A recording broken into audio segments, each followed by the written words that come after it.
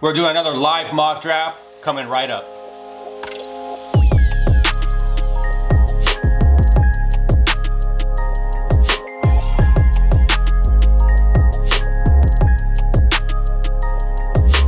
And what's up, everyone, and welcome to another episode of the Gridiron Fantasy Football Podcast. Today is August 22nd, 2020. And of course, I am Chip, and I'm your host, and thank you so much for listening. And if you're a new listener, thank you so much for joining us as well. Please share this podcast. You can find us over on Apple and Google Podcasts, Stitcher, Spotify, and iHeartRadio.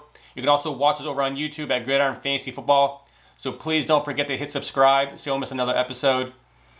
Now, on today's episode, we're doing another mock draft. We're doing another live mock draft. I think, I've been doing this on a weekly basis. I hope this has been very beneficial for everyone who has been watching and listening to the podcast.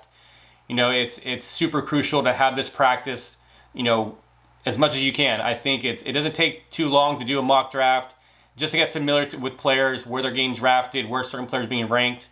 And today, I'm doing a 16-team standard scoring format. So now this is by far, I think, one of the hardest drafts to do because you have to know each roster in and out. I mean, you can't just know the main guys, the elite guys. You have to know in depth the wide receiver 2, the wide receiver 3, who's the backup running back, all these things, because this is where, this can make or break your fantasy league in your team if you don't know these players. So I've been doing different mock drafts each week. I've done a 10-team, a 12-team, two quarterback PPR format. So this is my first standard scoring format draft I've been doing in the offseason, but I think this is very crucial to do.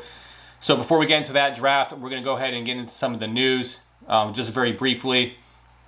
Out of Las Vegas, John Gruden has come out again and said that they want to get Josh Jacobs involved in the passing game. We've been hearing this to nauseum since last season. It has not happened yet, so until we actually see it happen, I'm not going to get my hopes up. But there has been a lot of talk of this being the case.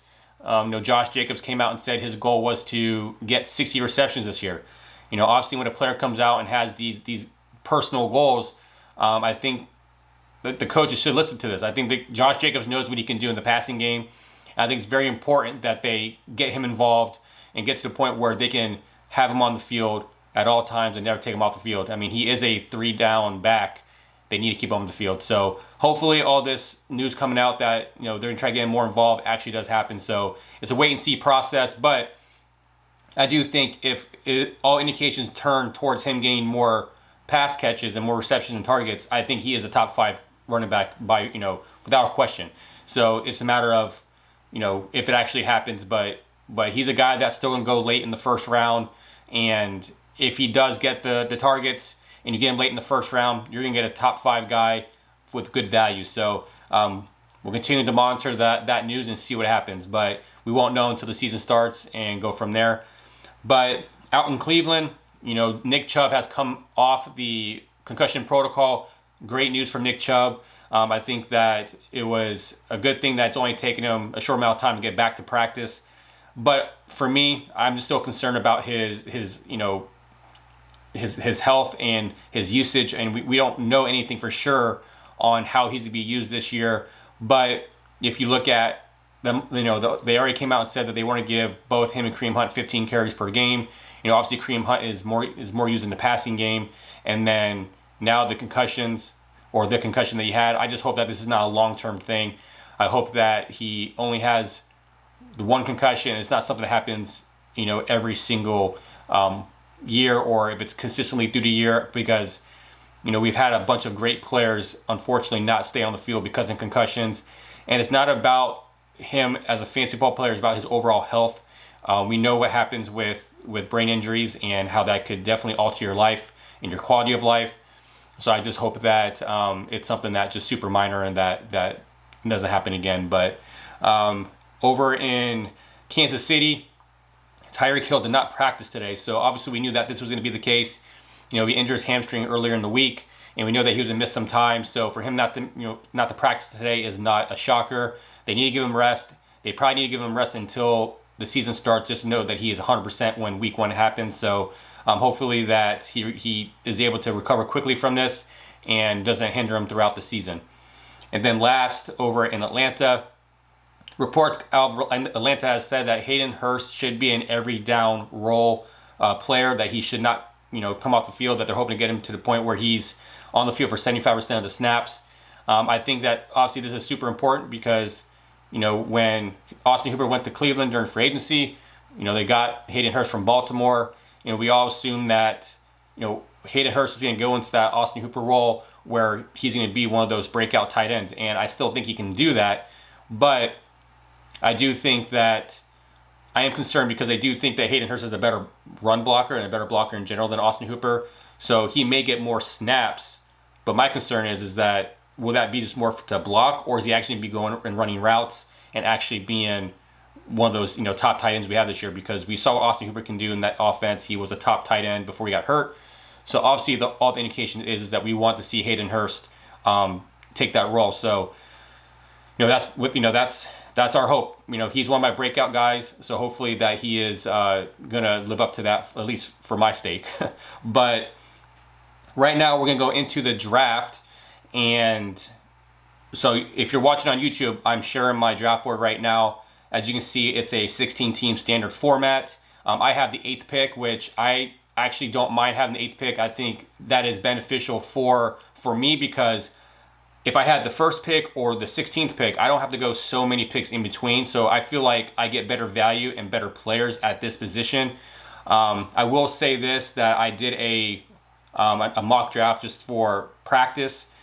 And there are going to be some weird things that happen because of just the way the algorithm is on the Sleeper app. Darius Geis is still in the algorithm, so he may get drafted.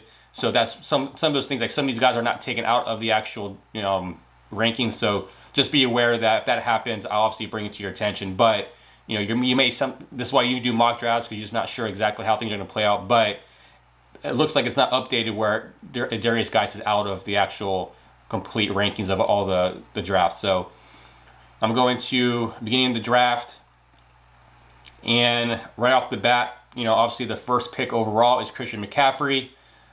Obviously that's going to be the case throughout every redraft league. What's crazy is Alvin Kamara is the 2nd running back off the board. Then you got Saquon Barkley, Ezekiel Elliott, Derrick Henry, and Dalvin Cook. And then the 1st receiver comes off the board is Michael Thomas. So now it's my choice at the 1-8.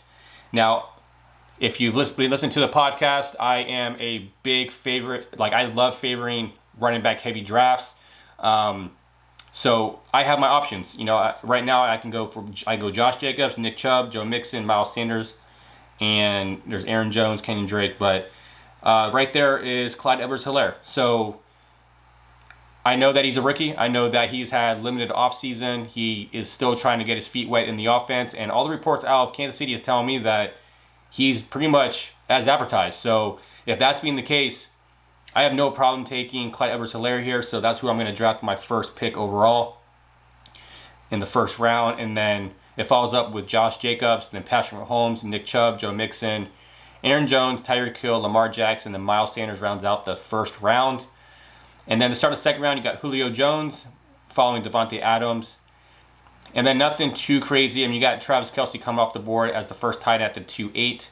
Now it's my pick at the 2-9. So I have options. I can either go wide receiver or I can go running back. And because I like going running back heavy in my drafts, I will go running back here. So, there's James Conner, there's Chris Carson, there's Melvin Gordon, and then there's Le'Veon Bell. So in my eyes, I think James Conner is obviously the better running back of that group of players that are available. I'm just going to check the wide receivers to kind of see what's there. You got Mike Evans, Adam Thielen, Amari Cooper. Okay, so this is where I'm going to pivot. I would always want to go running back, but I think that if I can grab a guy like Mike Evans right now, I think I'm going to do that because he won't be there on the turnaround. Or I can go with George Kittle at the tight end position. I think there's a lot of tight ends where I get value, so I'm going to go ahead and do wide receiver. So I'm going to go and draft Mike Evans here, just so I have a solid RB1 and a solid wide receiver 1. And then it follows up with George Kittle, Chris Carson, James Conner, Adam Thielen, Cooper Kupp, Leonard Fournette, and then Melvin Gordon. And then Amari Cooper starts off the 3rd round. Now it's back to my pick. I was hoping Calvin Ridley was going to follow me, but he just went right before me. So if you're watching it on YouTube, you can see it right now. the rankings right now, you have DK Metcalf, and then you got Juju just under him. So and then Allen Robinson. I don't understand why that's the case. Obviously, I warned you before the draft started that the rankings would be kind of odd with this type of setup. But looking at the running back position, there is Devin Singletary and there's Todd Gurley. I just think that there's too much value at wide receiver right now. So what I'm going to do is I'm going to go back to wide receiver and I'm going to draft Juju. I love Juju. He's one of my favorite players. I have him in one of my dynasty leagues, and it's just fun to have him. But I would rather have Juju right now.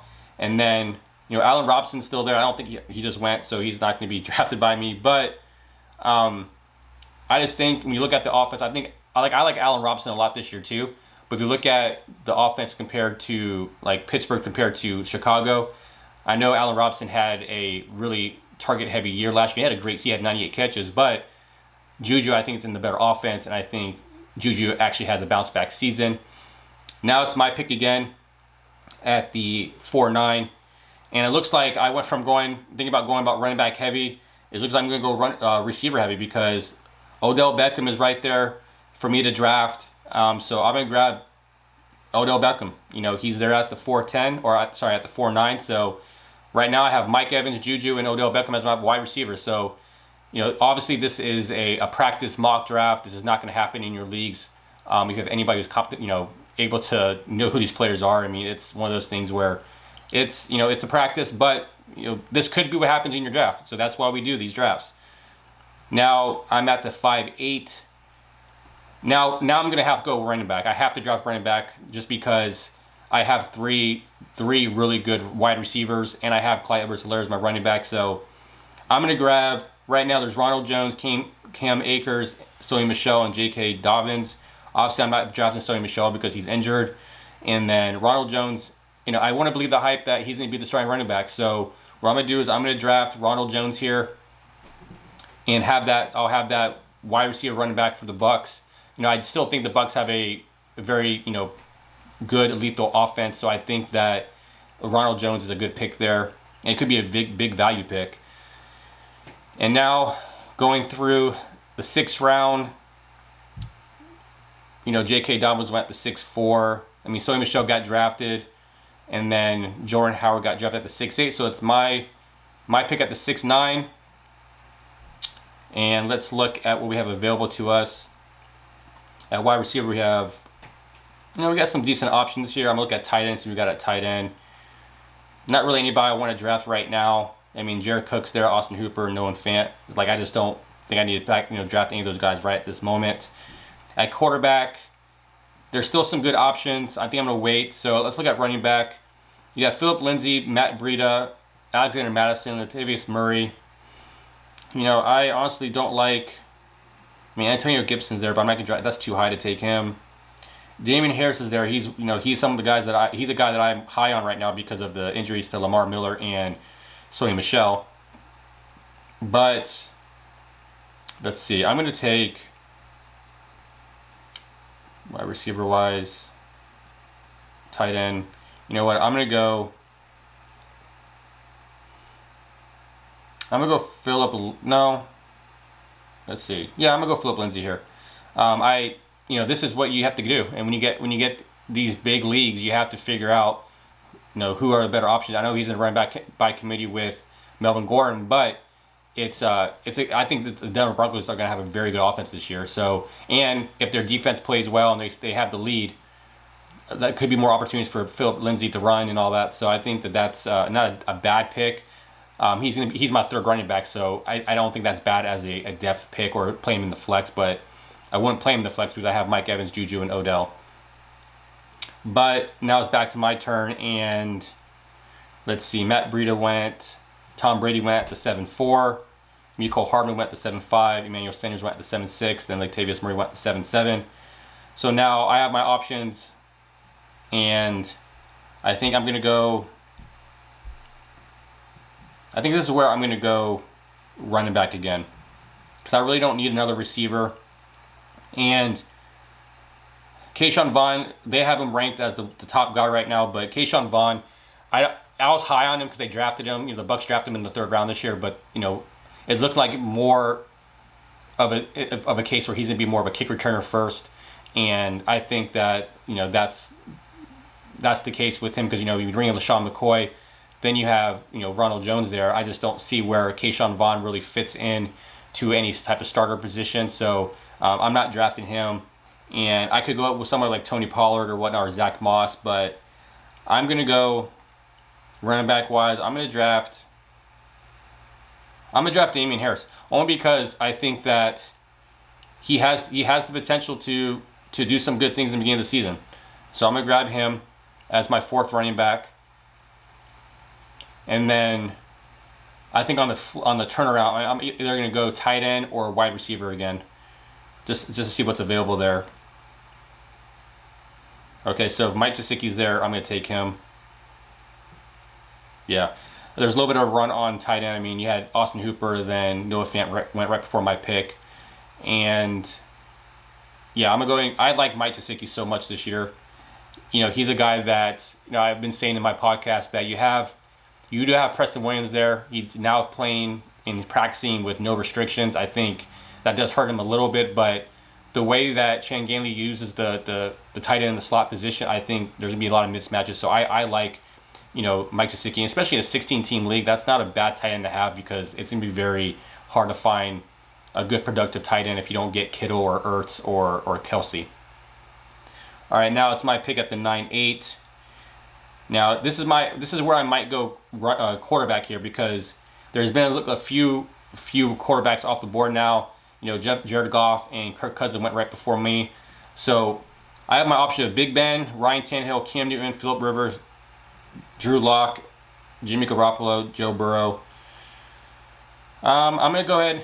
I'm going to take a chance on Big Ben. I already have Juju, so to have that stack, I'll definitely do that. So I'm going to grab Big Ben right here, and hopefully that plays in my favor. If this was a team that I was going to have to play throughout the season, I mean, having a stack is always a fun thing to have. Having that quarterback and wide receiver combo. Let's see now, any notable names. Antonio Gibson went at the 9-10. I do think that's about where he'll probably end up going. I think his stock went up a little bit when Darius Guys got released. But they do have Adrian Peterson still. They have Peyton Barber. And Washington also is talking, giving a lot of hype behind Bryce Love. So Antonio Gibson, I mean, he's very versatile, but I don't know how much involvement he's going to have right off the bat. He's going to be probably a gadget guy until he takes that job from somebody. And let's see, Hayden Hearst went at the 9-14, and then Preston Williams went at the 10-5, which I think that's a good value for him. And then you got Carlos Hyde went at the 10-4. Carlos Hyde is a guy that I like because the stats is still unknown about Rashad Penny, and then Chris Carson. He's practicing, but we really don't know how healthy he is. So I think that with that being the case, I think Carlos Hyde could have some early season value. Now my pick, I'm gonna just now draft depth. I got about 5 or 6 more picks. So what I'm gonna do is I'm just gonna go for best player available. And right now, at running back, we have Rashad Penny, which obviously I'm not gonna draft. LaShawn McCoy, A.J. Dillon, Lamar Miller, which is on PUP, Jamal Williams, and Boston Scott. At wide receiver, I could grab Justin Jefferson, Jalen Reagor. So the big name that sticks out to me that I really like this year is Jalen Reagor because they have some depleted, wide receiver core right now in Philadelphia. So Jalen Reagor is getting reps with the first team as the number 1 receiver. So I'm going to grab him here and see what happens on the turnaround. I was looking at Justin Jefferson, but it looks like he's been practicing as the 3rd wide receiver. You hope that Justin Jefferson is coming into the role of Stephon Diggs since he's been, traded to Buffalo. But, I don't know how much Justin Jefferson is going to do right off the bat. I think we all can see that rookie wide receivers and running backs are going to have some of a delay. And I think that we're going to see a lot of second half of the season fantasy value. But right now, I'm not willing to take someone like Justin Jefferson, he possibly going to be the 2nd or 3rd behind Adam Thielen. I'm okay taking Jalen Reagor when I did because there's a chance that he's going to be the starter. Now it's my pick again. Now I don't need a tight end. Running back, I already have 4 running backs. And I think the name that sticks out to me is Boston Scott. I think Boston Scott is the guy behind Miles Sanders right now. And if Miles Sanders' injury tends to be more than what it is, Boston Scott is definitely a good player to have. But looking at wide receiver, now Brandon Ayuk, right? I was saying this in the podcast yesterday that you had Jalen Hurd go down, and then Deebo Samuel's out. So then now you have Bourne, and then you have Brandon Ayuk that are the two wide receivers that could potentially blow up in the beginning of the season. And I know Ayuk is another rookie wide receiver, but a lot of good reports out of San Francisco that he's doing pretty well. But right now I have enough wide receivers, so I'm going to go with running back. I'm just going to get depth, and I'm going to grab Boston Scott here. Just because, he definitely could be someone that could definitely be a flex play if you need him in a pinch. And then nothing notable. LaShawn McCoy went at the 11-4. A lot of defenses going right now, but we can, when it's drafting against the computer, they're always gonna draft best rankings. So some of these guys are gonna be drafted after these defenses because the defenses are ranked higher. And let's see, Jerick McKinnon got drafted, and then Allen Lazard got drafted at the 12-7. Allen Lazard, I think, is going to be surprisingly good this year. I think there's really nobody there for the number 2 position for Green Bay. You have Devontae Adams, and I think everything's up in the air for the number 2, wide receiver position after Devin Funchess went on the COVID list of opting out. So now, like I said, I'm going for depth, best player available, and running back. I already have 5 running backs. Let's see. I'm going to draft another wide receiver, and let's see what's available. And I'm looking for upside right here, so I do like Michael Pittman Jr., but he's a rookie. I like Larry Fitzgerald, but I just don't know how much involvement he's going to have. This is all depth too, so this is not that big of a deal to pick. But you got Brashad Perriman. That's a guy that sticks out to me. I think what we saw him do at the end of last season with the Tampa Bay Bucks when Mike Evans and Chris Godwin went down, I think this is a good pickup, taking Brashad Perriman here. I think that's a easy pick. And then we had to run a wide receiver, so Michael Pittman Jr. went at the 12-15. And then Tua went at the 13-2, but that guy already has that's his backup. Yeah, because he has Carson Wentz. Okay, so now this is a position where I'm going to take, I'm at that time where I need to take a defense and kicker. So I'm going to take a kicker first because I like kickers. I like taking kickers where before a defense, only because the offensive points that they can give you. And I'm going to take, based on the offenses here, I like Chris Boswell because it's, he's on Pittsburgh's offense. So I'm going to take him and draft him. And honestly, a kicker and defense doesn't really matter because you're going to stream these guys anyways. You're going to drop them after a certain bye week. I have 8 weeks. If I want to keep Chris Boswell, I have him for 8 weeks. But generally, you're going to stream these guys in and out. And then so my last pick, I'm going to take a defense. And right now, as well, defenses really don't matter here because unless you're able to get lucky and grab the best defense, right now, like New Orleans Saints is on the board. But I'm not going to grab New Orleans Saints because they played Tampa Bay the first game of the season. Seahawks always have a good defense. But looking at the options here, let's see. Yeah, there's not really a lot of good options, but I'll just go ahead and take... I live in Seattle, so I'm going to take the Seattle Seahawks. Who knows if that's going to be a good pick, but it's one of those things where it doesn't really matter. So there you have it. That's the draft. So I took Clyde Edwards-Helaire as my number 1 pick. I have Mike Evans, Juju, Odell, Ronald Jones, Phillip Lindsay, Damian Harris, Mike Gesicki, Big Ben, Jalen Reagor, Boston Scott, Brashad Perriman, Chris Boswell, and Seattle Seahawks defense. So let me know what you think about that draft because that's a typical 16-team standard format draft. So if that's something that you guys enjoy, please comment on this video. But that's the draft, and I hope that was informative on what could happen in these bigger leagues and and whatnot. So thank you so much for listening to today's podcast. Please like, comment, and share.